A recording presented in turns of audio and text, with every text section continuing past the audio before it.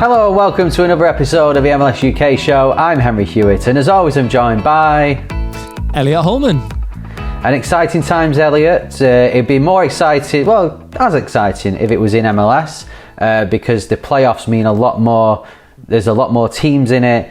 But in England, our teams, separate leagues, but our teams, Bolton and Norwich, have made it into the playoffs. There's only 4 teams that get in the playoffs in England, so it's a bit more of a unique thing, I guess. But we were just talking off air, and I'm a lot more confident about my team's chances, even though they play tonight. And by the time this goes out, I might have to edit this part out if they lose, but I'm far more confident than you are. Yeah, Bolton in the League One playoffs, much more of a chance than Norwich have got in the Championship playoffs. I think that's fair to say. But anything can happen, and wouldn't it be good if Bolton came up and we got to do Bolton Norwich again? That'll be the silver lining of not... How depressing is that? The silver lining of not getting promoted to the Premier League is a trip to Bolton. Hey, it's it's a wonderful stadium. It's a wonderful place. Last time you had a Cars pasty. Look them up if you don't know what they are, which I think vast majority of our audience won't know what they are. Just bang average pie and some pastry. Nothing special. I wouldn't say bang average. I'd say the best pasty shop in all of the land. Yeah, I forgot. We're looking for brand deals. So Cars pasties, I thought it was fantastic. But anyway, we're not here to talk about potential sponsor deals with pasty companies in Bolton. As niche as that is, we're here to talk about MLS. And what a weekend of action it was. We've got to start though, first of all, into Miami. What a game this was. 1-0 down at half-time to New York Red Bulls. And then by the 89th minute, it was Inter Miami 6. Red Bulls 1. It ended 6-2, but Messi had involvement in all 6 goals. I mean, I know you're an Orlando fan. I know it hurts you to compliment Miami and what they're doing at the moment, but what a performance this was. Yeah, I am an Orlando fan, but also we've always been... straight down the line, like credit where credit's due. I'm a huge Messi fan. I have been, ever since he first played for Barcelona. And so I don't have a problem with saying that was incredible. And it's weird, isn't it? The high standards that we've set for Miami and Messi in particular. It's like, that's what I envisaged on that day when I came in here and the world and his wife wanted to talk to me about Messi joining MLS. What's MLS like? How's he going to do? This is exactly the sort of thing that I expected. These are the headlines I anticipated from Messi joining MLS. And what are we, like 10 games in? He's all over it. Yeah, well, I watched a bit of the match. I had 360 on, so I caught the first part of, the second half. And, you're looking at the way the game's panning out, and you look at Messi's, these goal involvements. And the first one, you could think, okay, it was to say he got 5 assists. The first one was just a layoff, and Rojas did the majority of it. But if you look at the rest of his assists, some of the passes there were incredible, weren't they? A different array of disguised passes, chips in. This is just Lionel Messi all over, isn't it? But it's not. He's got 5 assists, but they're not just like it's hit his shin and happens to go someone, or he got fouled for a penalty. He was on top form. Yeah, and we know he can do that. No one's surprised by that. If you've been around football for the last 15 years, you know that Messi is capable of all of those things. Slowing down, yeah, sure. Getting on, yeah. But the brain still works the way that the brain has always worked. And he's always going to try to find those passes. He's always going to have a really unique array of Arsenal, different passing, different assists. I think we're going to see a lot more of this over the next year or so from Messi in MLS. And it is a joy to watch, let's be honest. He is. Luis Suarez got a hat-trick, and I want to talk as well about Matthias Rojas, just mentioned him there. His second game in MLS, and he came on at half-time and 2 minutes later scored a goal from 30 yards. It's the team they're building into Miami is incredible, isn't it? And you look at some instances before within MLS where big names have come in, big players have come into perhaps teams where it hasn't just quite clicked. They've had a superstar and then no one else. You look at what Miami are doing, and yeah, they've got Messi, yeah, they've got Suarez, and those two are going to be the stars of the show. But they're building quite the team around them, aren't they? Yeah, I think certainly we all know Messi is on a completely different level. He's been on a different level to anyone in any league and any team he's played in throughout his career. But certainly in MLS, he's definitely on a different level to the Lampards and the Gerrards and the Pirlos and the Kakars that we've had in the league. There's obviously 10, 15 more examples of that. But I just think in terms of what he brings, the leadership as well, players that we consider really good MLS players just want to impress Messi, and he just brings a completely different level. You mentioned, players who haven't quite hit it off. Sometimes we've had really good players, but in teams that need more than one really good player. Easy example, I watched Kaká at Orlando, and I watched Lampard play for NYCFC with Pirlo. It wasn't enough. They didn't have a big enough influence to make sure that when the ball's at right back or left back, that the team moves forward in the way that they need to. Whereas Messi's overall stewardship of the game is just incredible. He's affecting everywhere. He's just reading the game before players have even received the ball. He knows where they need to pass it. He knows what foot they need to take their touch on, what space they need to move into. It's just a different level. He always has been. He always will be. He's the greatest of all time. And we just got to enjoy it while we've got him in MLS. Inter Miami, the best team we've ever seen, the best side we've ever seen in MLS, in your opinion? We need way more games than we've had so far. Cincinnati are almost keeping pace with points per game, and Cincinnati were very good last year. So you'd be inclined to say that really, off the back, in the last 15 months, Cincinnati have been the team, and they're showing that they're going to be right on their tails, on Miami's tails again this year. Columbus play with the most possession in the league, for example. So Miami, I think, could work on keeping possession a little bit more. They're deadly in the final third. Of course they are. They've got Messi and Suarez, and some other really good MLS talent as well. But Columbus are the ones who are having the most of the ball, and Cincinnati are the ones who are putting pressure on points per game wise with Miami. So remains to be seen, but you can't say that they are the best ever team in MLS currently, because this time last year they were bottom of the standings. So long way to go, but I'd be amazed if they aren't by the end of the season. I would agree with that. I think in terms of names, you have got a strong argument. But I mean, let's face it, with any team that's got Leo Messi in it, you stick Leo Messi in New England Revolution at the moment, they suddenly become talked about as one of the best teams with names ever in MLS. So I think along with the likes of Suarez and Johnny Alba and Busquets, and then you look at the likes of Rojas and think, well, he's got the potential, and this could be, when you look back at this team, it could be seen as the best team ever assembled in MLS. And the way they're going so far, some of the performances they've put in, some of the way that good teams are going against it. You think of Red Bulls, Orlando, when they played them, some good teams are going against Inter Miami, and they just rabbit in headlights. They just don't know what to do. There's periods of play where they dominate the ball so much, and these teams who are good teams just struggle against them. So we'll see with Inter Miami. I guess a team that you could say are up there with one of the best in MLS history, and a team who will prove that, I guess, if they do win the Champions League, the CONCACAF Champions League, is Columbus. They got to the final. They played that final at the start of June. Wilfred Nancy has only been a manager for 4 years, yet has already, some of the stuff he's achieved and could potentially achieve, he's got to go down as well as one of the best ever MLS head coaches, right? It's incredible. Yeah, I couldn't agree more. Love this Columbus side. Loved watching them last year. They're playing possession football, as I just mentioned.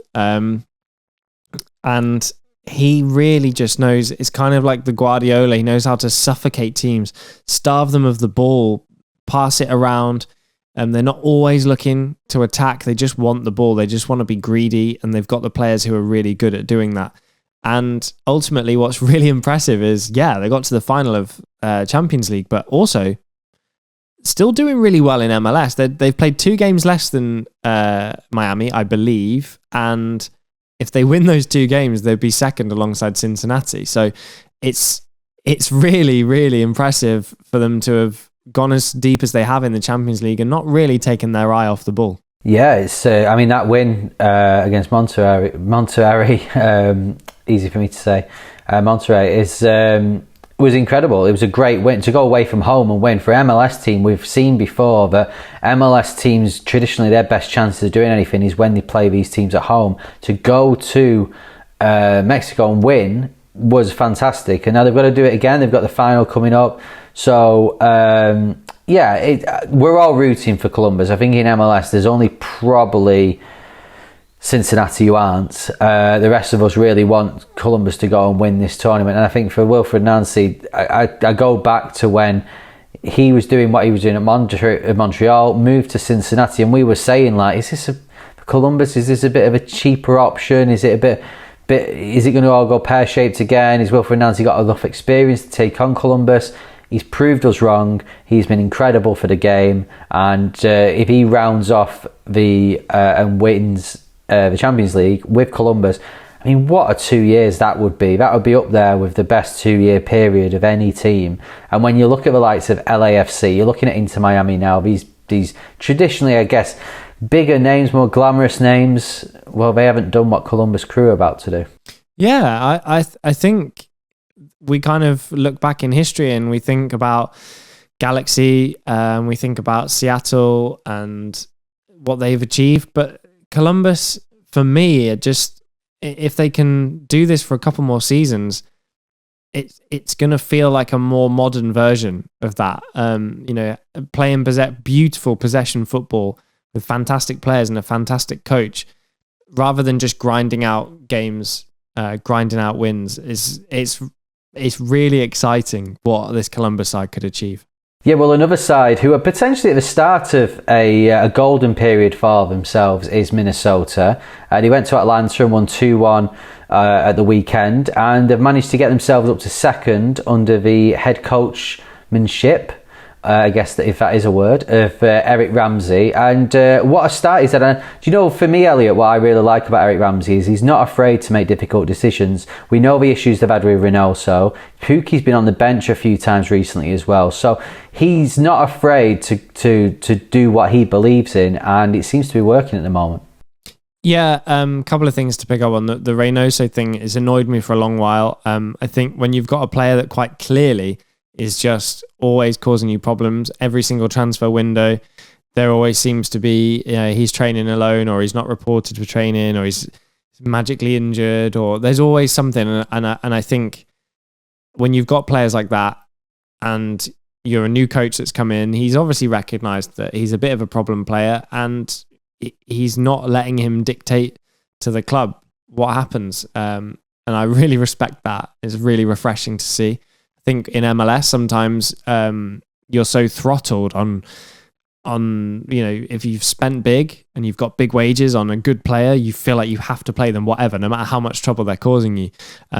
So fair play to him for that. And just to pick up on what a start they've had, they've played a game less than RSL, who are top of the West, and they're actually ahead of them on points per game, which at this early stage is really, really encouraging for Minnesota.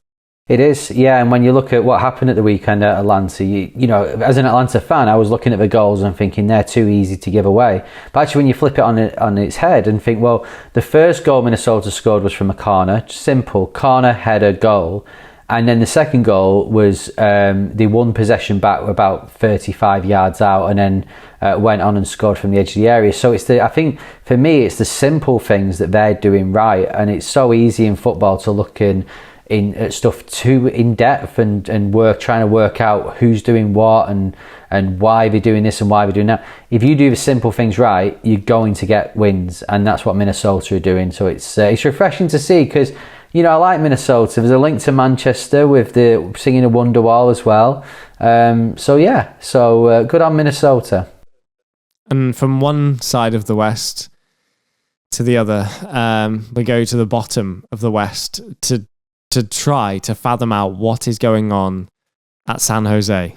They're kind of back to, unfortunately, where we got a bit used to them being. Yeah, a peculiar result of the weekend. Maybe they need to play at San Francisco's NFL Stadium a bit more if they're putting in 3-1 victories over LAFC. It's been better, hasn't it, in the last few weeks? When they lost at LA Galaxy, it was just a just defeat, 4-3. Things have been better, but still, when you look at it on paper, the rock bottom. Positives that can be had from the weekend's result, but this is it with San Jose now, is that they're putting in slightly better performances, in the last few weeks. But for me, I don't know. I mean, a lot's going to be said of the new signing, Hernan Lopez. He came on at the weekend, so if he can re-energise the team with a Bobby up front, that could be something. They could push up the league. But I think we've seen this story before with San Jose. I'm not quite sure whether they're going to have that jump. I can see in the next few weeks they have a few poor results against the lesser teams in the league and they're back to square one. Am I being too harsh, or do you think that as well?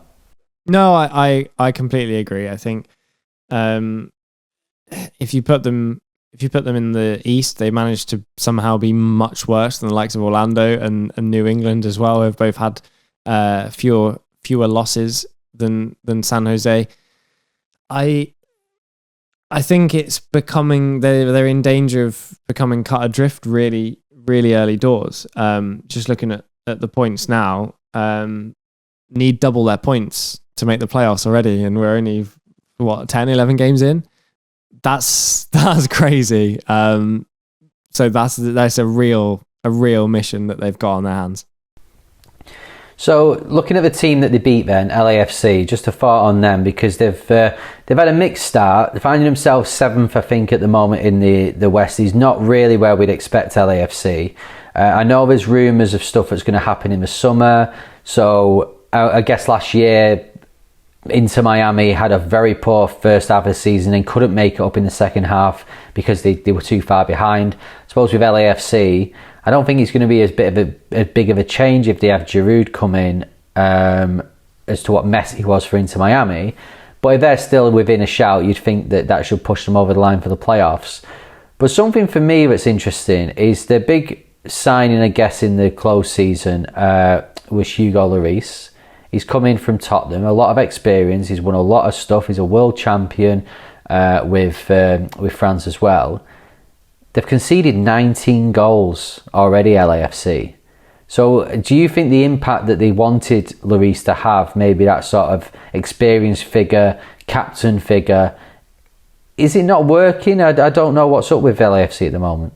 Oh, don't have to have watched any games. Just look at, you've just hit the nail on the head. They're conceding too many goals. So the fact they've brought in a World Cup winning goalkeeper with vast Premier League experience is puzzling, really. They will definitely have expected much, much better. They will have expected that because they were there or thereabouts and always have been, they will have expected that's the sort of signing that would really get them across the line, and it hasn't happened. It hasn't worked out.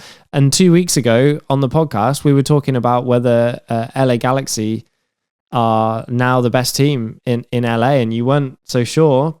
But I mean, all evidence is suggesting that they may be. Maybe, but I mean, LA Galaxy did lose the match after you made those comments, so. Let's just jump to conclusion. I also said Orlando were going to turn it around, and they haven't won since. And also you recommended, Atlanta. So I don't, who knows? Yeah, amongst others, yeah. I also said Red Bulls to watch, and quite clearly I mean, every team on the last episode, we said it's time for to watch them. None of them have won since the last episode, so we will do our teams to watch later on, and we'll have to see if we, you've got fans of teams now that are screaming at through the headphones or watching YouTube, going, "Don't recommend my team, don't watch my team," because every team loses that you do recommend. I don't want to give anything away for that feature coming up later on, but we're going to now talk about Toronto. They've risen up the table. They beat Dallas at the weekend. Matty Longstaff, who we've not spoke about him signing for Toronto on this podcast, but he got a goal, as did Bernardeschi, who scored an absolute screamer from the edge of the area. Some great goals this weekend. Toronto, we've been waiting for this. Are they finally clicking? Is this what we had hoped for the last 18 months? I think so, and slightly unexpectedly, because although you look at the squad and you're like, yeah, they should do well, they didn't last year, and it hasn't changed a huge amount. Longstaff, of course, from an MLS UK point of view, fantastic signing, really, really exciting signing. But we demanded more from Insigne, we demanded more from Bernardeschi, and so far we're getting it. Been some incredible goals from both. And Toronto are right up there, putting pressure on Cincinnati. Really mixed. MLS really mixed up this year. It's really good, especially in the West. Yeah, I mean, Toronto for me were. I did, when they announced Herdman as manager, I did question it. I did think, well, we've seen this before. We've seen it in the Premier League. We've seen it all over, where international head coaches do well there, and then it doesn't quite translate into a domestic league. So I worried, thinking, is that the right fit? Is he going to have strong enough of a mentality to deal with the likes of Bernardeschi and Insigne? But he's done it so far. He's been a great appointment for them. He obviously knows Canada very well. He will know some of the Toronto players through them playing for Canada.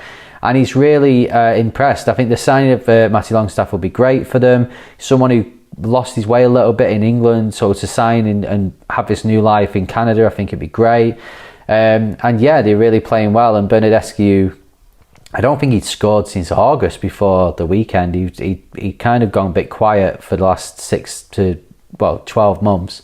He definitely found his mojo at the weekend. So yeah, we'll see with Toronto. I guess that does lead us on now to our teams to watch, or team to watch, until our next episode. Elliot, would you like to go first? Yeah, the team we touched on, all of the plaudits, of course, are quite rightly for Inter Miami. Really, really impressive performance at the weekend, but keeping pace with them, almost like in a horse race where you don't want to be leading too early. You want to just be just sitting nicely. Cincinnati, for me, we already know from the last couple of years, really good side. They're a team who have turned it round like Toronto need to.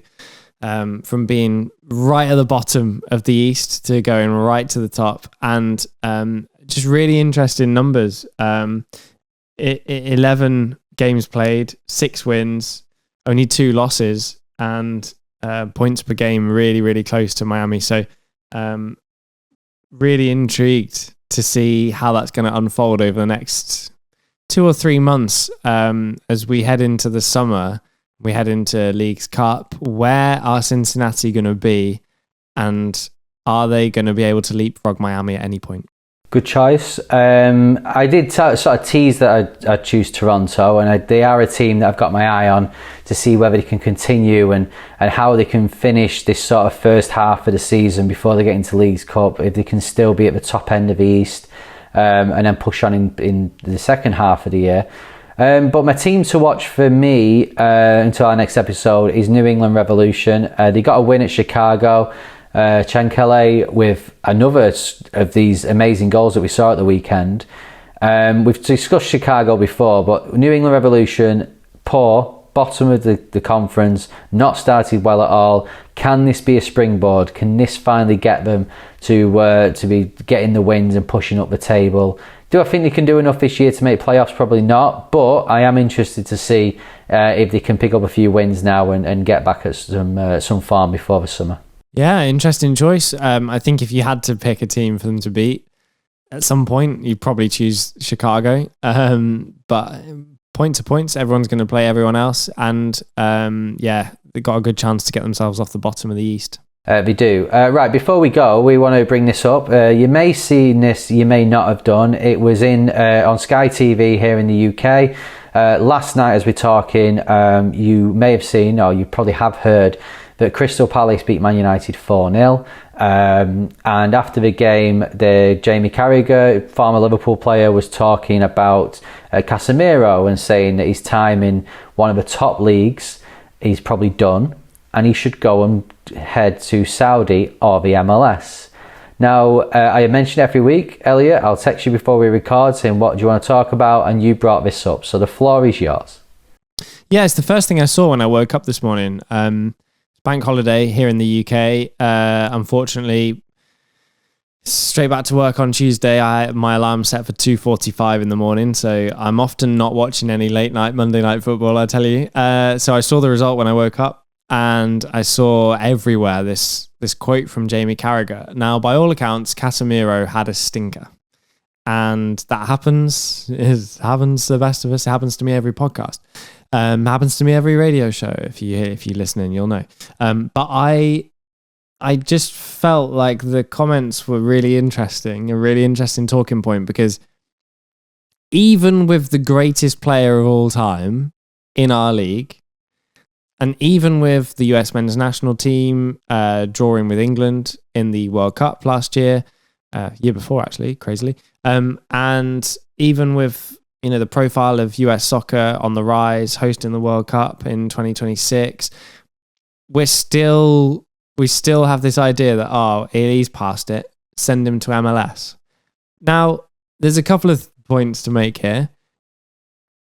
I don't like that that's kind of the ideology of it.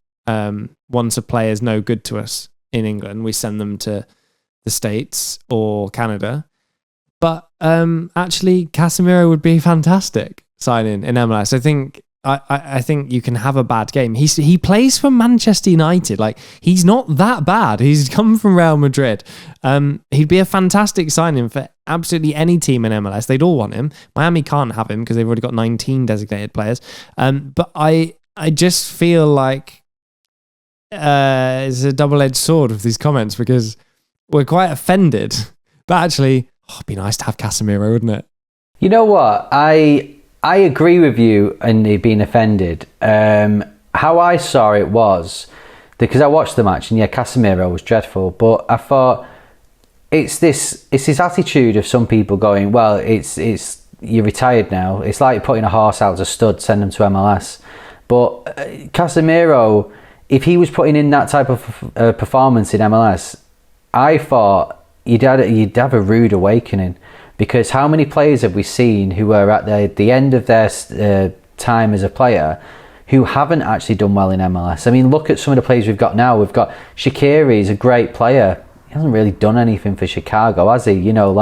We've got plenty of other. Douglas Costa went to LA Galaxy, and it was like seen as, he's going to be such a superstar name to come in, and he's going to help them in midfield.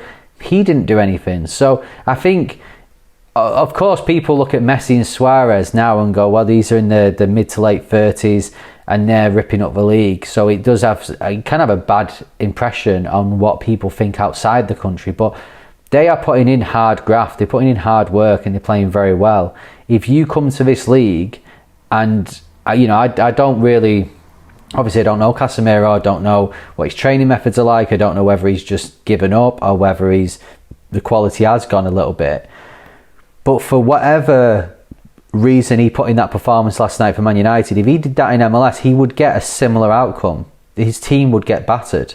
So he wouldn't just be able to walk around the pitch and do what he wants. So for Jamie Carragher to just assume that, he's rubbish now, send him over to America, he still needs to work hard, because if he does turn up to MLS with that attitude or performing like that, he's going to get found out in MLS as well. Yeah, I agree. I think bit of education required around the quality of the league now. You can't put in a performance like that in MLS. You won't get away with it. We were talking about Minnesota and how Pukki has been rested, how Reynoso is being rested. There's just where you can't. rosters are too tight to be spending money on players like him for him to not perform. So we would love Casemiro in MLS, but not because he's past it, because he'd be an addition. Also, there's 10 Premier League teams who'd love Casemiro as well and would start him week in, week out. So, you know, it's just crazy to write him off to MLS because he's a bit past it. He's had one bad game. He still starts for Everton every single week. He still starts for Brighton every single week, and they're a really good side. So, yeah, a little bit of respect that we're still waiting for from Sky Sports when it comes to MLS, let's be honest. Do you agree with us? What do you think? Let us know. You can get in touch via YouTube if you're watching on there. Stick it in the comments. Let us know. Do you think that Casemiro will be an addition to MLS? Do you think that Jamie Carragher is right in the comments that he said? If you are not watching on YouTube, you're listening on podcast provider, tweet us at MLS UK Show. Get in touch on Instagram as well with the same handle, and TikTok. So, as we round off the show, we'd like to say thanks very much for watching. Thanks very much for listening. If you are watching, then click the notification bell, like this video, and subscribe to the channel on YouTube. And if you are listening on your podcast provider, then leave a rating. But Elliot, when you leave us a rating, there's one rule and one rule only. LA Galaxy style, 5 stars only. Thank you very much. Yes, that'd be much appreciated. Right, we'll be back next time. Remember to look out for New England Revolution and Cincinnati, and we'll see if those teams can win before we next record, because if they don't, then we might just put an end to that feature because it's a jinx to every team. But for now, I've been Henry Hewitt. And I've been Elliot Holman. Thank you for listening and watching. See ya.